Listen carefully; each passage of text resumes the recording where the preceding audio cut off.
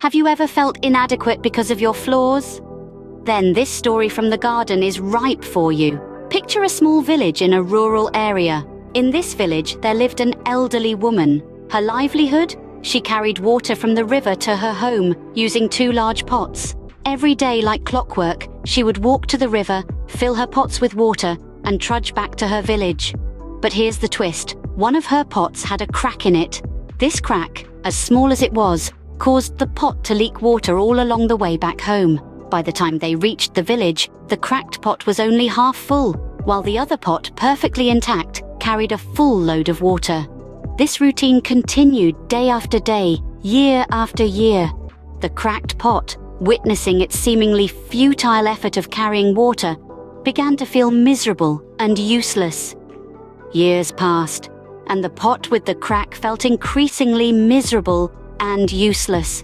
One day, the cracked pot found the courage to apologize. It mustered up enough bravery to voice out its feelings of remorse and inadequacy. "I'm sorry," it said, "for I am flawed. I leak water all the way back to the village and I feel such a waste." It was a sincere confession, a heartfelt apology born out of many years of feeling less than perfect. The elderly woman, listening to the pot's apology, responded not with disappointment or frustration, but with a gentle, warming smile. Her eyes twinkled with understanding as she softly replied, "Don't be sad, my dear pot." She held the pot in her hands, her touch as comforting as her words. "I've known about your flaw for a long time," she admitted. The woman, with a thoughtful smile, asked the pot to look at the path they take every day. "Notice anything different?" she queried, her voice filled with a sweet mystery. As the pot turned its attention to the path, its gaze fell on something extraordinary. A vibrant trail of wildflowers, dancing gracefully in the breeze, added a dash of color to the otherwise mundane route. Each petal, leaf, and stem was a testament to the pot's unintentional nurturing. The elderly woman, her smile as warm as the morning sun, began to explain. "My dear pot, your flaw, your crack, it's not a mark of failure. Instead, it's been a source of life, a bearer of beauty. You've been watering these seeds day by day, unaware of the magic you've been creating."